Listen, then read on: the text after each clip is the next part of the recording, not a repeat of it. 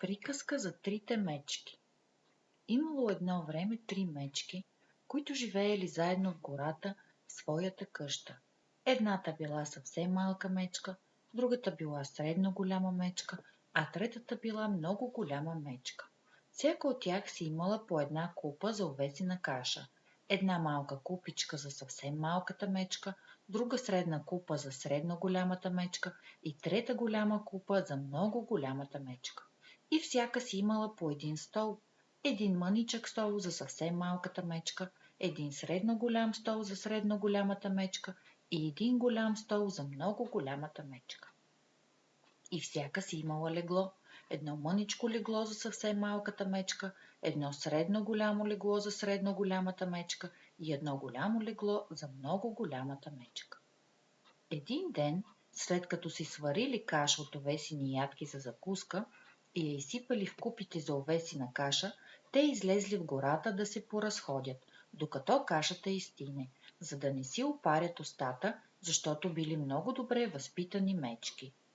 И докато те си разхождали, едно малко момиченце, което се казвало Златокоска и живеело от другата страна на гората и било изпратено по някаква работа от майка си, минало край къщичката и погледнало през прозореца. А после надникнало и през ключалката, защото то било недобре възпитано малко момиченце. И като видяло, че няма никой в къщата, то натиснало бравата. Вратата не била заключена, защото мечките били добри мечки, никому не правили зло и смятали, че и на тях никой няма да им стори зло. И така Златокоска отворила вратата. Влязла и много се зарадвала, като видяла на масата овесената каша. Ако била добре възпитано момиче, щяла да почака мечките да се върнат и тогава, може би, те щели да я поканят на закуска, защото били добри мечки. Малко груповати, като всички мечки, но пък много добри и гостоприемни. Но тя била безочливо, грубо момиченце, затова веднага се заловила за кашата. Първо опитала кашата на много голямата мечка, но кашата била много гореща за нея. После опитала кашата на средно голямата мечка, но кашата била много студена за нея. Тогава отишла при кашата на съвсем малката мечка, опитала я, а кашата не била нито много гореща, нито много студена, точно каквато трябва да бъде, и Златокоска я излапала цялата. След това Златокоска, която била уморена, защото по пътя ловила пеперуди, вместо да бърза да изпълни поръчката на майка си, седнала на стола на много голямата мечка, но той й се сторил много твърд. После седнала на стола на средно голямата мечка, но той се сторил пък много мек. И тогава тя седнала на стола на много малката мечка. Той не бил нито много твърд, нито много мек, а точно какъвто трябвало да бъде. И така тя седнала на него и седяла, докато седалката му се издънила и тя се изтърсила на земята. Това много я ядосало, защото тя била лошо момиченце. Но твърдо решена да си почине, Златокоска се качила по стълбите и влязла в спалнята на трите мечки. Първо легнала на леглото на много голямата мечка, но възглавницата му била много висока за нея. После легнала в леглото на средно голямата мечка, но мястото за краката й било много високо.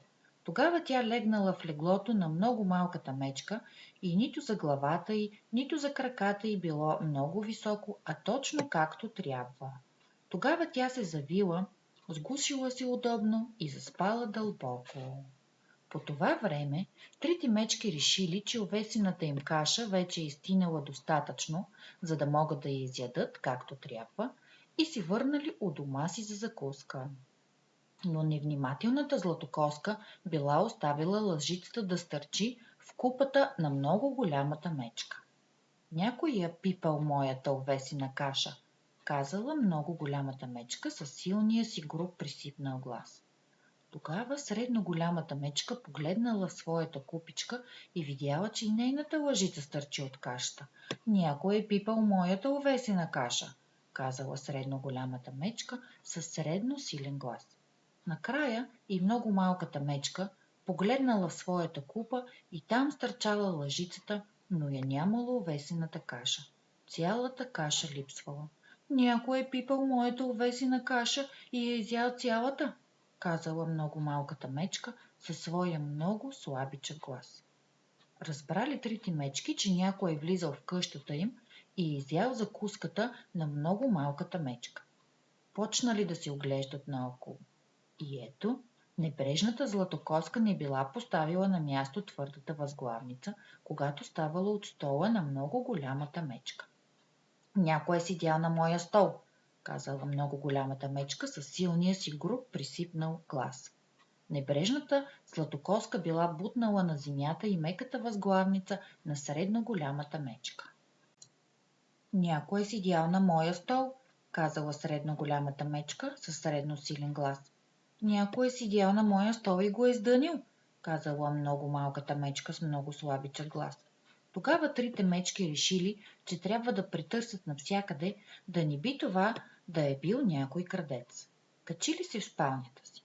Златокоска не била оставила на място възглавницата на много голямата мечка. Някой е лягал на моето легло, казала много голямата мечка със силния си груб присипнал глас. А Златокоска била отместила и подложката за крака в леглото на средно голямата мечка. Някой е лягал на моето легло, казала средно голямата мечка със средно силен глас. Но когато много малката мечка погледнала в леглото си, там подложката била на мястото си и възглавницата била на мястото си.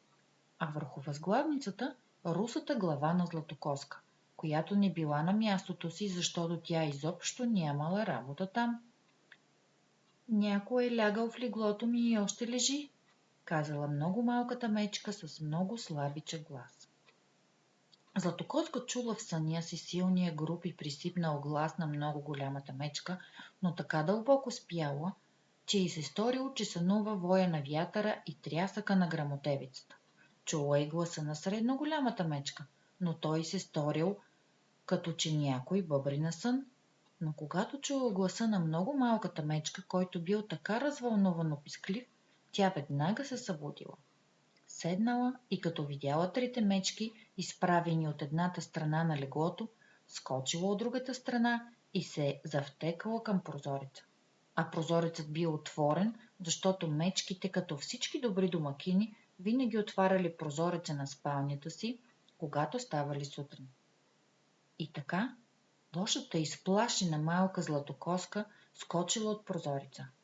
И дали тя си е счупила нещо при падането, или е избягала в гората и се загубила там, или пък е намерила пътя и са се карали за непослушанието си, никой не знае. Но трите мечки повече не я видели.